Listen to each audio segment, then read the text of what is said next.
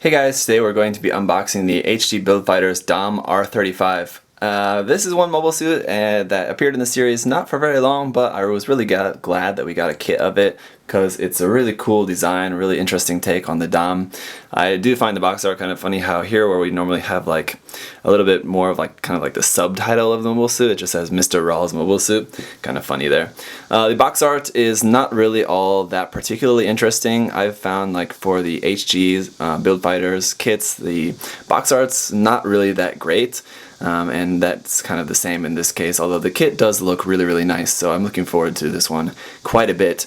A big thank you once again to MindFenix Hobby Store for hooking me up with this kit. They're awesome, so if you live in Australia, guys, definitely please check them out. Let's go ahead and take a look around the box now. On the side, we're just seeing that same box art here once again. Excuse me, this is number 39 in the series. Quite a lot of kits they're getting out of the Build Fighters series, of course. And then here on the bottom, we've got an action pose there showing the cannons on the bottom of the shields, or top of the shields, I guess it would be. There's some cannons there. Those are, they're calling those mash cannons, so that's what those are. And then here on the elbows and the knees, we've got these claws. A really cool feature of these that I quite like. I don't know how useful those really are going to be for pretty much anything, but they're an interesting feature. Then here around on the back, there's our open hand, and then the backpack is also a pretty interesting feature here. This lower part of the backpack, I think, is like the back skirts actually are kind of on these like articulated arms that they're able to move out sort of away from the mobile suit more. And then the thrusters on the back of the legs are also able to move. Again, not sure how useful that really is, but it's a cool gimmick, a cool feature it's got there. The mono eye is going to be able to turn by removing the top part of the head. You're going to be able to rotate that mono eye around, of course, and then here you can see as we're using the spike shields here as sort of kind of like punching weapons. So pretty cool, similar to like the Zaku 1's punching spiked shield a little bit, although quite different, of course. And then it looks like there's a feature where I guess this is maybe just showing a side view kind of detail of that anyway. And then here, there it is posed with the HG Red Warrior. I have that kit, but I have not actually got that together yet. I really need to put that together for you guys and do a review on that eventually. Here on the other side, on the top of the box, we've got just a front and rear view of the mobile suit just kind of standing there. It doesn't really look all that interesting when it's standing there. I mean, it still looks good, but I think this is a kit that's going to be doing a lot more interesting poses when it's up and moving around. A little bit about the specs of the mobile suit, height and weight, and then a little short little info on the story, Build Fighters, and then we can see this kit retailed for 1,800 yen. So, not bad price. I think it's pretty good pricing there. It's certainly a pretty full box, it looks like. Here's our first bag with a very big sheet of foil stickers there that we'll take a closer look at momentarily. But two big blue runners there. Bag number 2, another blue runner, and then our clear piece, just one little clear piece in there for the head. And then bag number 3 has some of our gray parts and blue parts, and I think this is a double as bag number 4, I think maybe has the same thing. No, it's different. Blue parts there, a couple of white parts as well, and our polycaps in bag number 4. And finally, bag number 5 has one more runner, just a large one of gray parts there. So let's go ahead and take a look at the manual.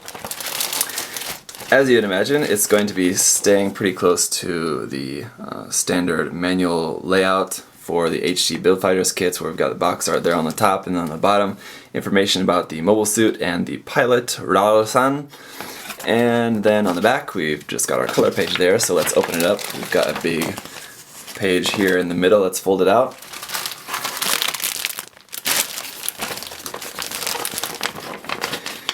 You can see there for the customized plan, it's going to be based on the Dom, of course, and then slightly the Gouf as well. I think it's mostly just the color scheme that's coming from the Gouf for the most part. It's obviously going to be more so based on the Dom. It does have spikes, but A scene there from the anime, then just some more pictures like what we saw. There's our color guide there across the bottom: light blue, dark blue, gray, white, and pink. So pretty basic, but the two-tone blue definitely looks pretty cool with the gray bits and white bits poking out here and there as well.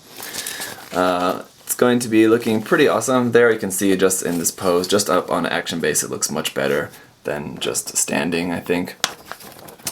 And then here is the 1-point technique. It's talking about using a marker, what's that, Gundam markers, silver and then like orange, to basically give the thrusters like a little bit of weathering, it looks like some heat weathering, I guess is what you would call it. I'm not sure exactly what the term for that is, but someone reminded me. Anyway, and then here on the lineup we can see a little bit about the Denial Gundam and the Tryon 3, and then those other build custom parts. Let's take a look at the parts list. I'm not sure how much of this is coming from the original Dom kit, so I would imagine probably not too much. It's a very, very different design. Pretty much every part of it has changed, so I think we're not going to have too many X's here, as it looks like. I'm not seeing a single X on here, so it looks like we're going to be using every single part and every single polycap, so pretty cool that we're not going to have any parts left over. That means that all of these runners should be brand new. That's nice. We're starting off the construction with the body first. Pretty typical order here, I think. Going body and then the head. Pretty simple there. Then moving on to the arms. Then onto the assembling the upper body. Then the legs, starting off with the feet first. Then right leg and left leg. All pretty cool there. And then the waist is next after that. Then putting the lower body together. And then taking it around to our color page. Looks like putting the top half on the bottom half on the action base, and then assembling the weapons, which is basically just our shields here. It would have been kind of nice, it would have come with like a sword weapon as well. I think it being slightly based on the Gouf as well, it kind of would have made sense for it to have a sword that you could like store in the shield or something. It would have been kind of cool, but sadly nothing in this case, just the shield, but we'll just have to make do, and then how to use the claws and articulate the thrusters on the back skirt as well. That's it. Let's go ahead and take a look at everything that we've got here in the box. Okay, so starting off with our foil sticker sheet, it's quite a large one. We can see the pink one for the mono eye, a couple of gray details here and there, and then a couple of really large blue ones. Those are going to be going, I believe, all on the shield as well, just to make it the two-tone color, because I think the shield part is molded like in dark blue, and then to give it the lighter blue part as well, we need to use these stickers. These ones I'm not sure, but these two largest ones I'm definitely sure those are going on the shield. For our polycaps, we've got the standard PC002 polycap runner here. Shouldn't be anything new to you guys if you've built a HG that's come out in the last year or two. Here's our A runner in the darker blue color. We can see we've got our parts for the head, the feet, a couple of skirt armor pieces, I believe, around here and there, and parts for the waist as well.